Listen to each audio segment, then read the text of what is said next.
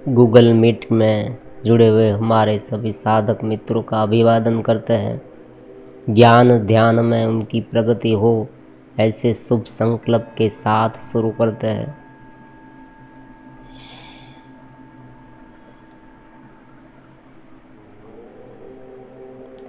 ज्ञान इस तरह से समझना है कि ध्यान अपने आप हो जाए, ये वेदांत का सिद्धांत है, मेन सिद्धांत है।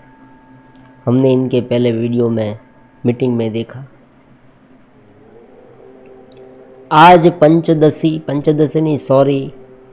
वाक्य सुधा दृष्टा दृश्य विवेक का एक श्लोक जो हमने कल बताया था, उनके बारे में हम थोड़ी बहुत चर्चा करने वाले हैं।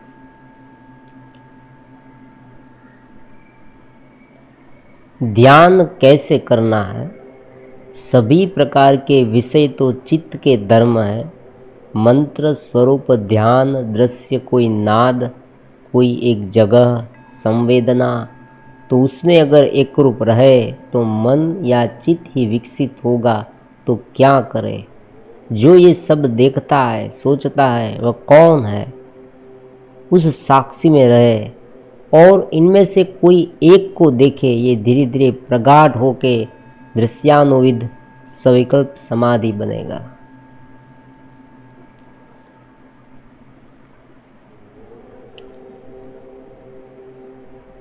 ध्यान करते समय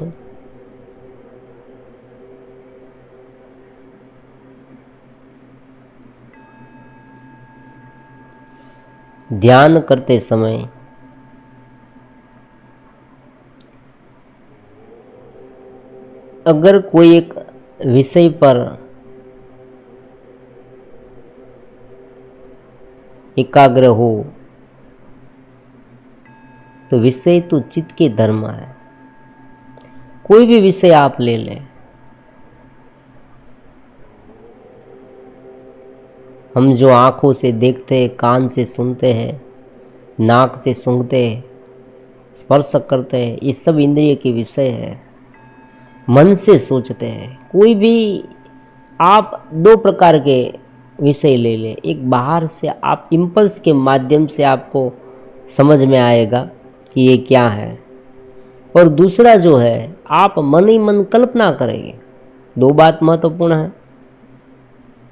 दोनों तरीके से जगत उत्पन्न होता है। और स्मृतियों में मेन बात ये भी है, जो हम देखते हैं, जो हम सुनते हैं, जो हम पढ़ते हैं, ये सब धीरे धीरे स्मृतियों में तब्दील होता जा रहा है, उनमें स्टोर होता जा रहा है, और वही हमारे सामने फिर से आता है। अगर मान लिए कुछ भी ना देखा और केवल सोचा, केवल कल्पना की, तो वो भी एक देखने के बराबर हो गया। क्योंकि भले हमने देखा नहीं लेकिन सोचा, तो जो सोच उत्पन्न हुई वो भी स्मृतियों के रूप में स्टोर हो गई। तो प्रश्न ये है कि ध्यान हम करें, तब अगर मन में रहकर ध्यान करेंगे, मतलब हम मन है, हम जीव है, ये मानकर ध्यान करेंगे, तो थोड़े समय तक रिलीफ मिलेगी। मतलब हम जब तक ध्यान करते हैं तब तक हमें शांति मिलेगी। लेकिन मन जिनके द्वारा चलता है, उनमें रहकर ध्यान करेंगे, उन्हें डेवलप करने की कोशिश करेंगे, तो ध्यानस्थ स्थिति आएगी। ये बात ये समझाना चाहते हैं ये ग्रंथ में। क्योंकि कोई भी विषय जो है, कोई भी विषय आप लें, वो एक प्रकार से ध्यान करने का साधन बन सकता है। ये बात है।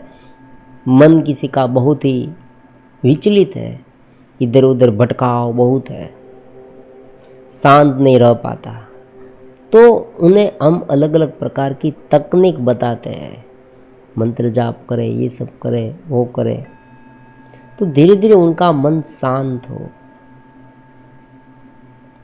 फिर उसी मंत्र धीरे धीरे दृष्टा, दृश्य और उनका ज्ञान तीनों एक हो जाता है।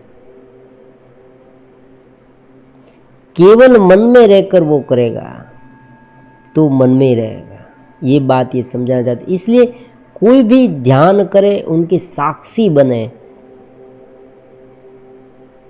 मान लीजिए मंत्र जाप करते हैं, मंत्र जाप के भी साक्षी बनकर उनका जाप करें।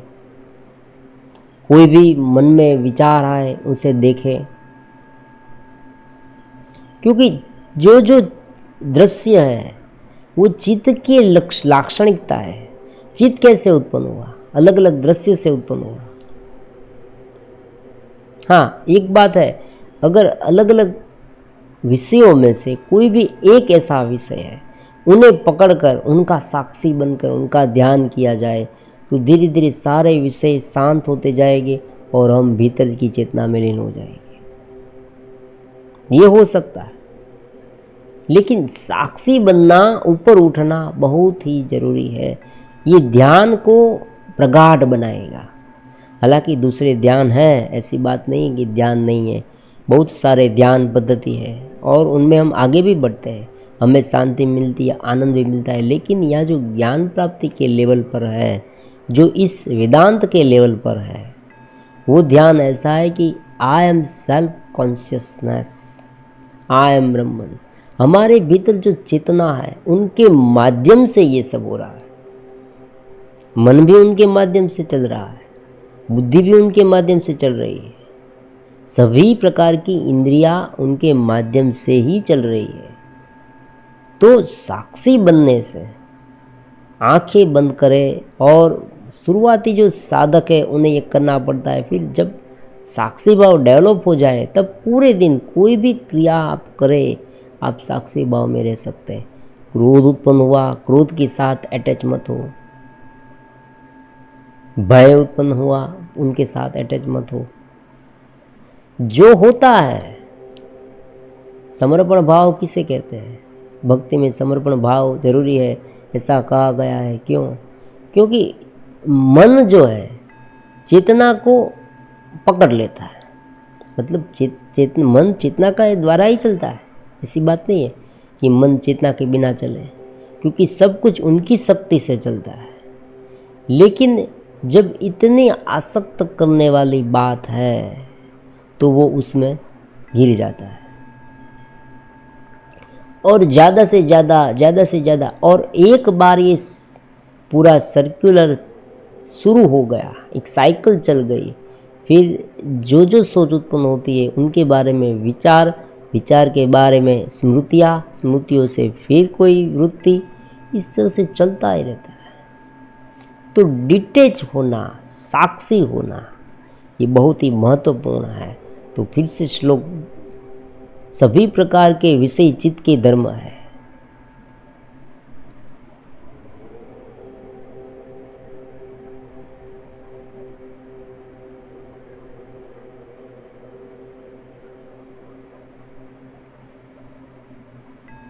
समाधि के यहाँ अलग अलग प्रकार बताए गए हैं।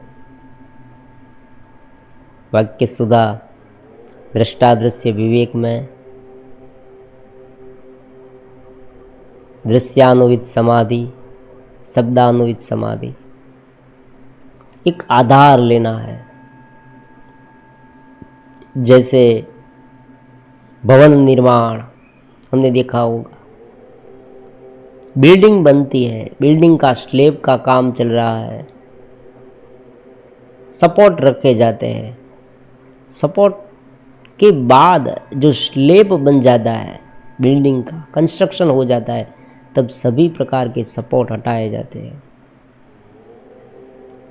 इसी तरह से एक मंत्र है, एक स्वरूप है, एक दिव्य विचार है, उनमें उनका साक्षी बनकर उन पर ध्यान करें, ये बात है।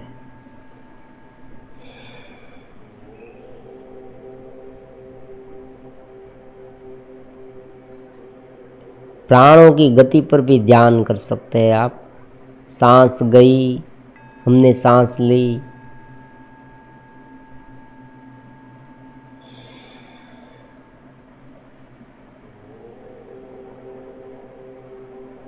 फिर सांस रोकी,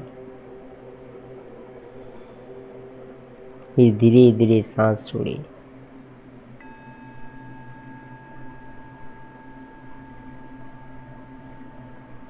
कोई एक ऐसा स्थान है,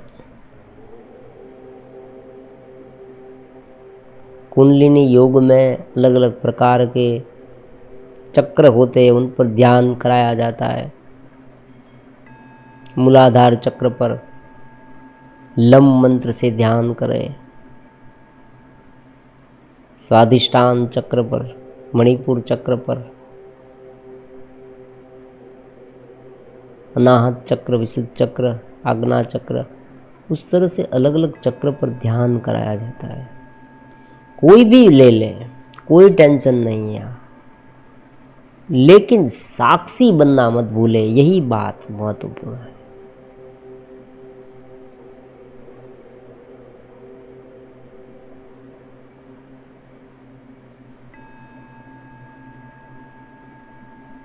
कभी कभी हमें ऐसे प्रश्न मिलते हैं, आत्मज्ञान कैसे प्राप्त करें।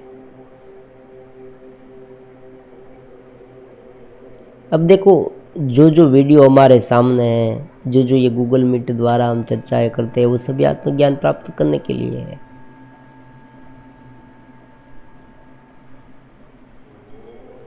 बात केवल इतनी है कि धीरे धीरे ये चेतना अलग अलग घेरे के साथ अटैच होती होती होती जीव भाव में आ गई है, ऐसा वेदांत का सूर है। सिद्धांत ही ऐसा है कि वो स्वयं सत्य चित्त आनंद है।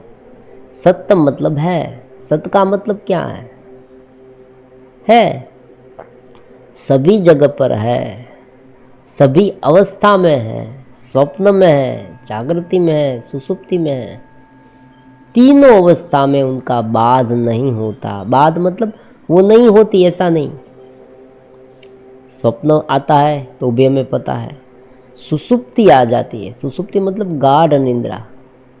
आप सुबह पर उठे तुरंत आप कहेंगे कि मुझे आज बहुत अच्छी नींद आई, गाढ़ निंद्रा, बहुत मज़ा आ गया, वाह। हर रोज आती तो कितना अच्छा होता। आजकल नींद चली गई है। क्यों चली गई है? इनका उकेल भी यहाँ मिलेगा। सभी प्रकार के आपके प्रश्न यहाँ रहेंगे ही नहीं। ये वेदांत है। ये ध्यान ज्ञान सहज सामान्य बात नहीं है, व्यक्ति के पूरे भीतर को बदल देता है ये। अगर व्यक्ति उसमें इन्वॉल्व हो तो, अगर उसे समझने की कोशिश करे, ज्ञान कहता है आप उन्हें समझने की कोशिश करें तो वो आपके मन को नाश कर देगा। मन अमनीकरण, मन जो है, जो इतना इधर उधर भटकाता रहता है, शांत होने ही नहीं देता। कितने भी प्रयास कर ले, शांत होने नहीं देता। ये वेदांत की से वो शांत हो जाएगा। क्यों? डीप में उतरे आप, उनके बारे में सोचने लगे, मैं ब्रह्म कैसे हूँ, मैं सत्य चित्त आनंद हूँ। ये जगत तो गिरा है और दृश्य नाशवंत है, दृश्य बदलता रहता है। ये बात बहुत महत्वपूर्ण है। इनके पहले श्लोक में हमने देखा था, यही हमारे चैनल में वीडियो जो बनाए थे उसमें, कि पंच महाभूत तत्व जो हमें दिख रहे हैं वो दृश्य है। उन्हें देखने वाली आंख भी दृश्य है, उनको देखने वाला मन भी दृश्य है, लेकिन जो भीतर एक जो है वो चेतना साक्षी है। और जो चेतना है वो दृश्य नहीं है, वो दृष्टा है, एकमात्र दृष्टा है। उनका दृष्टा कौन? ये भी हो सकता है, नहीं, उनका दृष्टा कोई नहीं। हमने जगत को देखा तो जगत को किसने देखा? आँख ने देखा। आँख द्वारा जगत दिखा।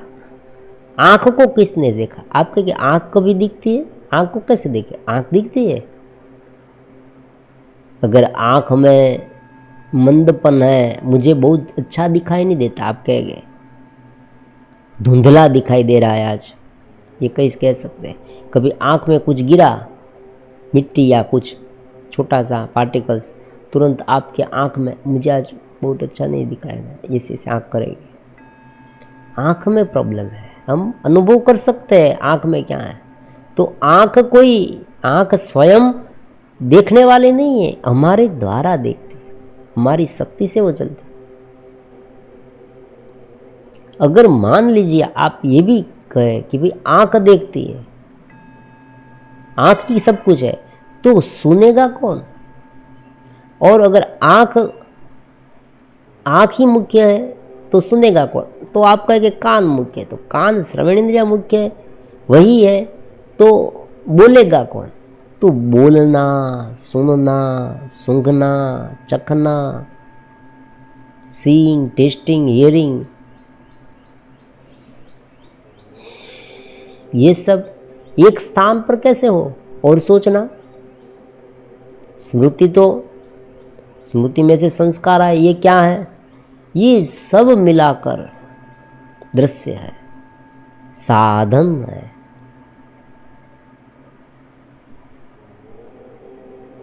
हम ये नहीं है, हम चेतना है, दिव्य चैतन्य है। ये जो टोटल सार्वत्रिक चेतना है परमात्मा की, ब्रह्म की, जिनके माध्यम से ये प्रकृति आपको लगता है ये प्रकृति एक है, जैसे हमारा शरीर है ऐसे ये पूरा जो ब्रह्मांड है वो परमात्मा का शरीर है। परमात्मा ही स्वयं है, अस्तित्व सभी जगह पर परिपूर्ण है। जिस तरह से सागर में मछली है तो मछली पूछेगी पानी कहाँ है, पानी कहाँ है, पानी कहाँ है? मुझे कहीं पानी दिख ही नहीं रहा, पानी कहाँ है? पानी कैसे दिखेगा? पानी तो सर्व जगह पर है। हवा कैसे दिखेगी? हवा तो सर्व जगह पर है। तो ये सभी जगह पर होते हुए भी कहीं भी नहीं दिख रहा, क्योंकि अलग तरीके से हम उसे नहीं देख सकते। हम ये नहीं कह सकते यहाँ है, अगर हम ये कि यहाँ है हम ये कहेंगे तो वहाँ नहीं होगा, क्योंकि जो इस तरह से हम निर्देश कर सकते हैं, इसलिए तो वेदांत में कहा ये तो वाचो निर्वर्तन्ते अप्राप्य मनसा सह, वहाँ से मन और वाणी जो है, वाचा है, वो वापस आ जाती।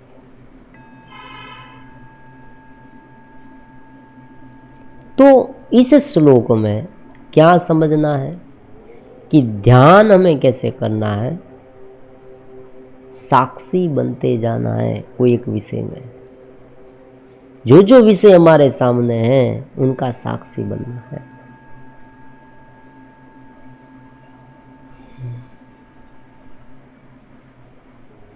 सिद्धांत जितना क्लियर होगा उतना ध्यान प्रगाढ़ होगा। देखो, मैं फिर से सुंदर सी बात आपको बता देता हूँ। ऑनलाइन ध्यान, एक सुंदर सा ओमकार का म्यूजिक शुरू कर दो, साधक मित्र जो है वो आंखें बंद करके उनमें ध्यान करते जाए, हो गया ध्यान। 1 घंटे तक ये चला दो, ध्यान हो गया। लेकिन हाँ, ये पद्धति है, इसमें पद्धति गलत नहीं, पद्धति यही है कि आप साक्षी बनते, आप नाद के साक्षी बन सकते हैं।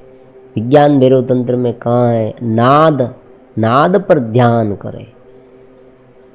एक उदाहरण लेते हैं, कल कल बहती नदी है। आप कभी कभी आपने सुना, आप कोई ऐसा म्यूजिक भी सुनते हैं, नदी की आवाज़, नदी के पानी कल कल कल कल कल कल कल कल।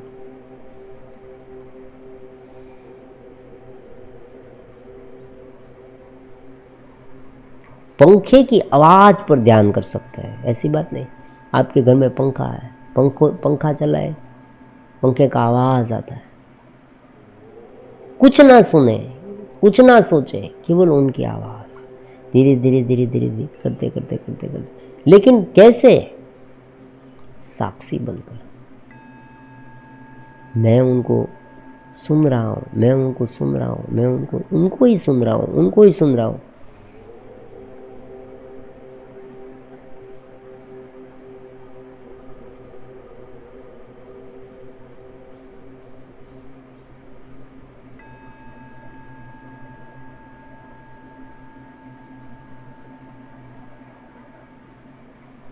फिर धीरे धीरे धीरे जैसे जैसे आप एकाग्र होते जाएंगे, आप धीरे धीरे ये भूल जाएंगे कि मैं ये सुन रहा हूँ। यही फंडा है, यही मैजिक है। ऊंची छलांग, जिसे ऊंची छलांग लेनी ना, वो क्या करता है, बांबू, बड़ा बांबू लेकर दौड़ने लगता है। ऐसे ऐसे ऐसे ऐसे बांबू को ऐसे टेका और छलांग लगाकर ऊपर।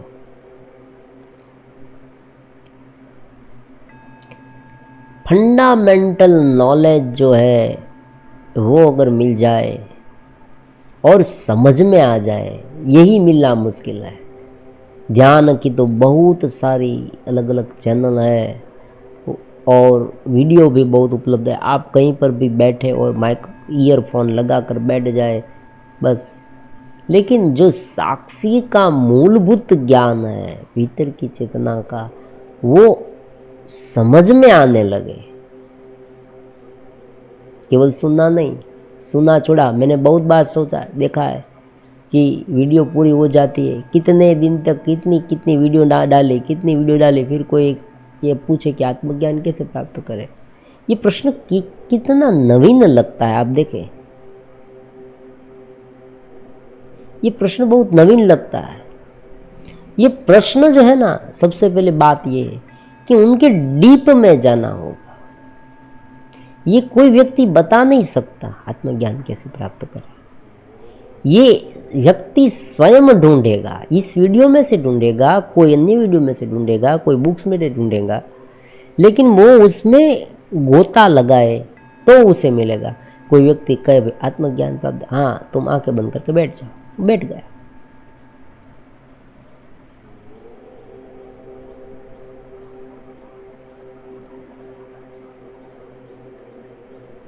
ध्रुव, नारद जी ने एक मंत्र दिया,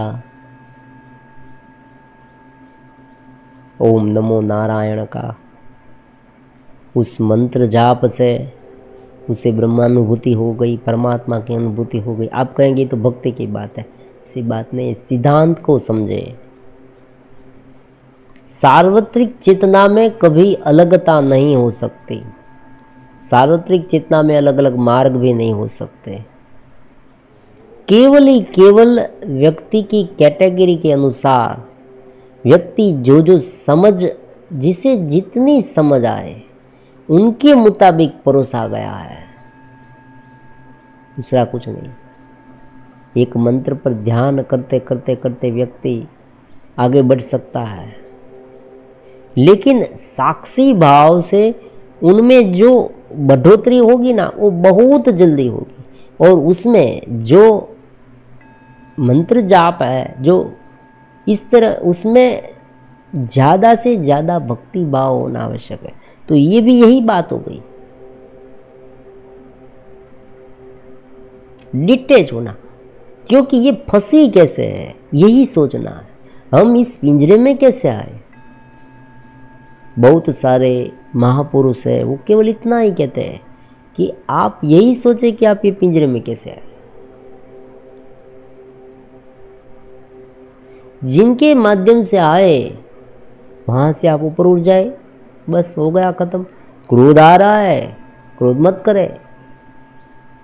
चिंता हो रही है, चिंता मत करे। आपकी ये चिंता होने से नहीं होती, अपने आप हो जाती है। क्यों हो जाती है चिंता अपने आप? उनका क्या कारण है? What is the reason? Anxiety जो है, डिप्रेशन है, स्ट्रेस है, वो हम करते नहीं है। किसी कोई व्यक्ति ऐसा है कि वो, उसे बहुत पसंद है, मुझे बहुत चिंता बहुत पसंद है, मैं चिंता करूँगा, ऐसा हो जाती है। क्यों हो जाती है?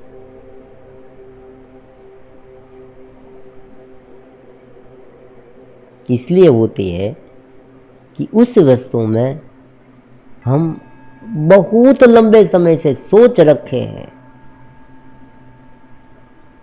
उस विषय में हमने इतना सोचा है, इतना सोचा है कि अब एक साइक्लोन का रूप ले लिया है हमारे माइंड ने उस विषय पर। यही चिंता है। डिप्रेशन भी यही है, दूसरा नहीं है, अलग कुछ नहीं है। हमारा मन ही इतना गाढ़ा बन गया उस विषय में। क्योंकि आप देखें कितने लंबे समय से हम ये सोचते हैं, हमने सोचा है ये, या दूसरा कितने इंटेंसिटी से, कितनी तीव्रता से हमने सोचा है। ये दोनों बात जरूरी, ये दोनों बात यहाँ मेन है। किसी व्यक्ति को आघात लगता है, गहरा आघात, तो वो एक क्षण के लिए इतना उसमें संलग्न हो गया, उनकी चेतना इतनी उसमें संलग्न हो गई उस विपरीत ख्याल में, उस विपरीत बात में, मतलब विपरीत मतलब जो दुख की बात है, वो दुख की बात में, कि उनकी स्मृति में जो संस्कार बहुत लंबे समय के बाद धीरे धीरे स्टोर होने वाले हैं वो एकाएक हो गए, इसलिए उसे आघात लग गया। जैसे कोई जोर से गिरने की आवाज़ आई या धमाके की आवाज़ आई और हम ऐसे हो जाते हैं। क्यों? क्योंकि इतनी जोर की आवाज़ से हमारी स्मृति में तत्काल ये आवाज़ स्टोर हो जाती है, इंटेंसिटी, ज़्यादा इंटेंसिटी से। तो चिंता का कारण यही है कि चिंता का कारण वो विषय नहीं है, क्योंकि कभी कभी तो आप देखें छोटी छोटी बात पर, जिसका स्वभाव ऐसा है ना, वो छोटी छोटी बात पर चिंता करने लगता है। ऐसी बात नहीं कि बड़ी बात हो ही चिंता हो, छोटी से छोटी बात पर भी चिंता होती है। क्यों ऐसा होता है? इसलिए ऐसा होता है कि लंबे समय से उनके बारे में सोच रखा है, डीप आसक्ति है, उनके साथ डीप गहरा लगाव है। अगर वेदांत का अभ्यास करेंगे, नियमित रूप से ध्यान ज्ञान से जुड़ेंगे और मैं दृष्टा हूँ, ये दृश्य है, मैं दृष्टा हूँ, मैं दृश्य है, ये मैं दृष्टा हूँ, ये दृश्य है, तो धीरे धीरे धीरे धीरे धीरे ये जो राग है ना वो छटते जाएंगे अपने आप। साक्षी ध्यान से, समझपूर्वक साक्षी ध्यान से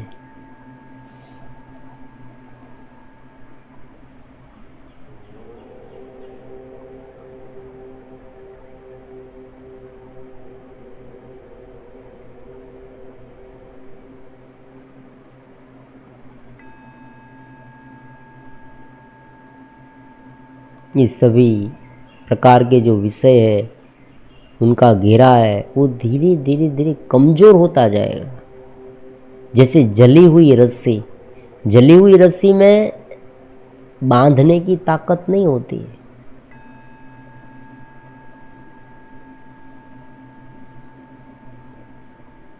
उसी तरह से यहाँ भी है,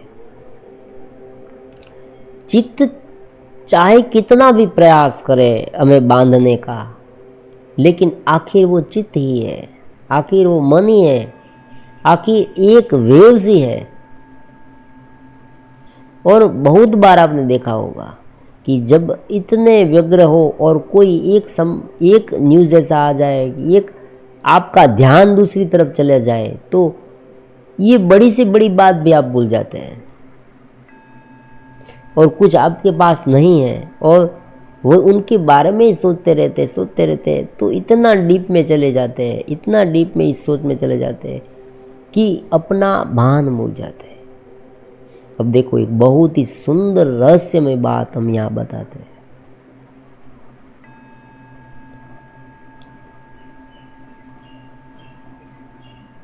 विक्षेप और आवरण, ये वेदांत के शब्द हैं, विक्षेप और आवरण।